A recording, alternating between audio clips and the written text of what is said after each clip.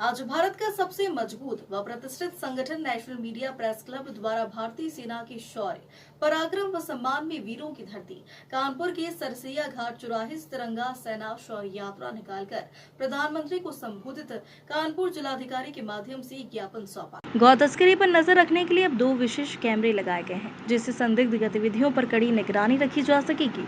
इस संबंध में deputy SP Suresh गुंजाल ने हमारे संवाददाता से बात करते हुए जानकारी दी। अब तक 4 आरोपियों को तड़ीपार किया है और 175 व्यक्तियों पर प्रतिबंधात्मक कार्रवाई की गई है। पुलिस पूरी सतर्कता के साथ काम कर रही है ताकि शहर में शांति और सौहार्द बना रहे। मालेगांव जैसे संवेदनशील इलाके में पुलिस ड्यूटी करना निश्चित ही चुनौतीपूर्ण होता है, लेकिन मालेगांव पुलिस प्रथमतः आम्ही मालेगाव कॅम्प आणि मालेगाव शहर सब डिव्हिजनच्या 8ही पोलीस स्टेशनची 2015 पासून 2025 पर्यंतची गोवंश प्रतिबंधक कायद्याखाली जे गुन्हे दाखल झालेले आहेत त्याची यादी तयार केली आणि त्याच्यामध्ये ज्यांच्यावरती 2 पेक्षा जास्त गुन्हे आहेत अशांची एक यादी शॉर्ट लिस्ट केली। अशा आम्हाला 175 गुन्हेगार मिळून आले, जे की इलिगल ट्रान्सपोर्टेशन किंवा इलिगली जनावर कापणे किंवा जनावर कापण्यासाठी म्हणजे गोवंश जातीचे जनावर कापण्यासाठी त्यांना इलिगल ठिकाणी इलिगली बांधून ठेवणे अशा हेडखाली त्यांच्यावरती गुन्हे दाखल आहेत। असे 175 लोकांवरती आपण प्रतिबंधक कारवाई BNSS 129 खाली करत आहोत।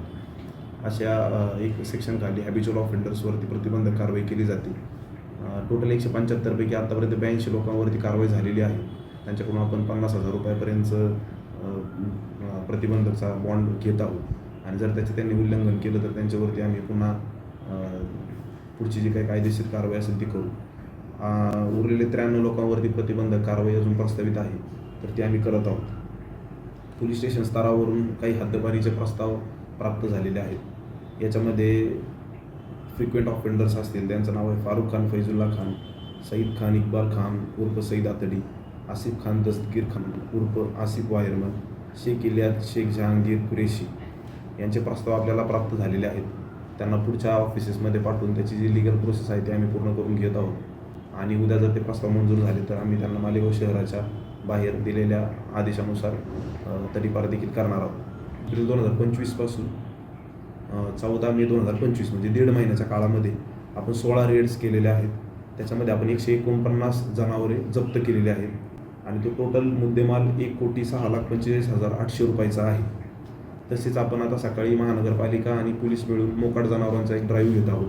बरेचसे मोकाट जनावरती रस्त्यावरती फिरतात, रस्त्यावरती दुर्गंधी करतात, ट्रॅफिकला अडथळा करतात आणि काय अशा घटना रिपोर्ट झालेल्या आहेत की ते लोकांच्या मागे धावून त्यांच्या जीवाला हानिकारक घडेल अशा पद्धतीने त्यांच्या मागे धावतात।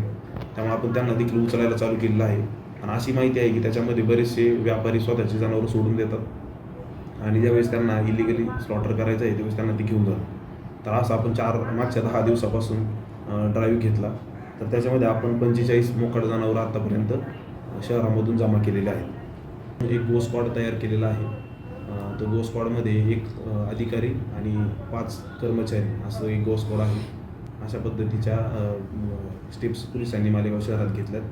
मालेगाव शहरातल्या मुस्लिम बांधवांना पोलीस प्रशासनाकडून विनंती तसेच सूचना आहे की कायद्याने प्रतिबंध केलेलं गोवंश जातीचे गाय बैल त्यांचे बछडे यांना बकरीसाठी कुर्बानीला वापरू नये। त्याच्यामुळे आपण बेकायदेशीर कृत्य करत आहोत। तसंच व्यापाऱ्यांना देखील सांगणं आहे की अशा कुठल्याही जनावरांचं ट्रान्सपोर्टेशन आपण मालेगाव शहराच्या बाहेरून मालेगाव शहरामध्ये करू नये। त्याच्यामुळे मोठा कायदा व सुव्यवस्थेचा प्रश्न तयार होऊ शकतो आणि त्याला पूर्णपणे त्या व्यापाऱ्याला, त्या ट्रान्सपोर्ट करणाऱ्याला किंवा जे कोणी जनावर त्यांना विकते त्यांना जबाबदार धरलं जाईल। तसेच अशी एक बातमी आहे की व्यापाऱ्यांनी जाणून बुजून काही ज्या जनावरांना प्रतिबंध नाही अशा जनावरांना पोलीस कारवाई करत आहेत अशा अफवा पसरून त्यांचे भाव मालेगाव शहरामध्ये वाढवलेले आहेत। तर पोलीस प्रशासनाकडून एकच सांगणं आहे की कायदेशीर ज्या जनावरांवरती प्रतिबंधक केलेला आहे कायद्याने तेवढ्या जनावरांवरती पोलीस कारवाई करत आहेत। बाकीच्या जनावरांवरती पोलिसांची भूमिका इलिगली ॲक्शन करण्याची नाही।